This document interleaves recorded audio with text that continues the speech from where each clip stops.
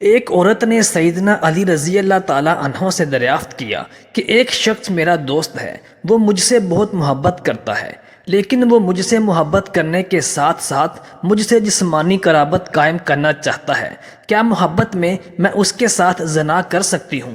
مولا کائنات سیدنا علی رضی اللہ تعالیٰ عنہ نے اس عورت سے ارشاد فرمایا کہ جو شخص تم سے سچی محبت کرتا ہوگا وہ صرف تمہاری روح کو چاہے گا، کبھی تمہارے جسم کو نہیں چاہے گا۔ اگر وہ شخص تمہارے جسم کی طرف غلط نیت سے ہاتھ بڑھاتا ہے تو پھر جان لو کہ وہ شخص تم سے محبت نہیں کرتا۔ محبت تو ایک پاک اور صاف جذبہ ہے۔ محبت کی سرشاری میں انسان جسمانی ضروریات کو بھول جاتا ہے۔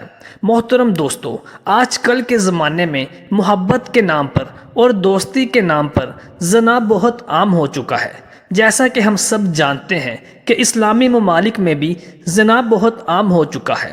زیادہ تر دیکھنے میں آتا ہے کہ زنا کو بہت معمولی سا گناہ سمجھا جاتا ہے، حالانکہ زنا کا شمار کبیرہ گناہوں میں ہوتا ہے، اور اللہ تبارک و تعالی نے زنا کرنے سے سختی سے منع فرمایا ہے۔ جیسا کہ امام شافعی رحمۃ اللہ علیہ فرماتے ہیں کہ اہل علم انسان کو اس کو جان لینا چاہیے کہ بے شک زنا تمہارے اوپر ایک قرض ہے جس کی ادائیگی تمہارے اہل خانہ سے کی جائے گی۔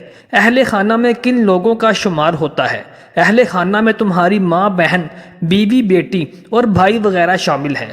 نبی کریم صلی اللہ علیہ وآلہ وسلم سے مروی ہے کہ آپ صلی اللہ علیہ وسلم نے ارشاد فرمایا کہ اے مسلمانوں کے گروہ، زنا سے بچو، اس میں 6 خرابیاں ہیں، 3 دنیا میں اور 3 آخرت میں۔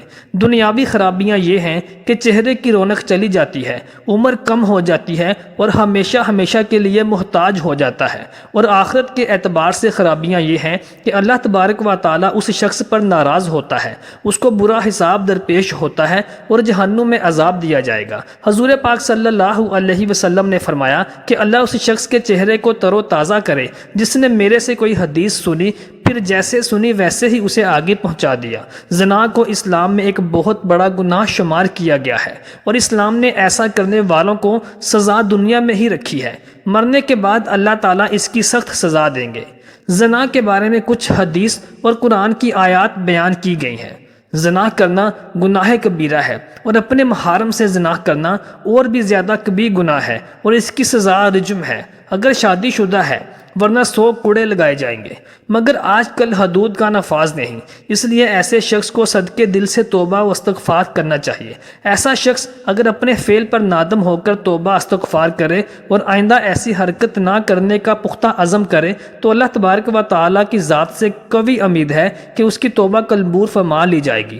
حضرت محمد صلی اللہ علیہ وآلہ وسلم نے ارشاد فرمایا کہ مومن مسلم ہوتے ہوئے تو کوئی زنا کر ہی نہیں سکتا، یعنی جب انسان زنا کا مرتکب ہوتا ہے تو اس وقت اس کے اندر سے ایمان خارج ہو چکا ہوتا ہے۔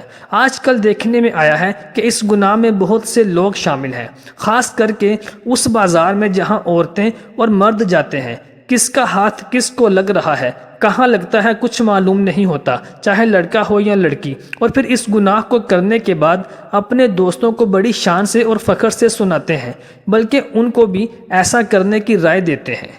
محترم دوستو، اگر کوئی اکیلے لڑکے یا لڑکی کوئی غلط کام کرتا ہے تو اس کا گناہ ان کے ماں باپ کو بھی ملتا ہے، کیونکہ انہوں نے ان کی جلدی شادی نہیں کی، جس کی وجہ سے وہ غلط کام کرنے لگے، اور شادی کی عمر ہونے کے بعد بھی ماں باپ ان کی شادی نہ کریں تو اللہ تبارک و تعالیٰ سخت ناراض ہو جاتا ہے اور ان کے گھر کی برکت ختم ہو جاتی ہے، اور اللہ ان ماں باپ سے قیامت کے دن حساب مانگے گا۔ محترم دوستو، دعا کرتے ہیں کہ اللہ تبارک و تعالیٰ ہمیں اور ہماری نسلوں کو اس گناہ کبیرہ سے محفوظ رکھے، آمین۔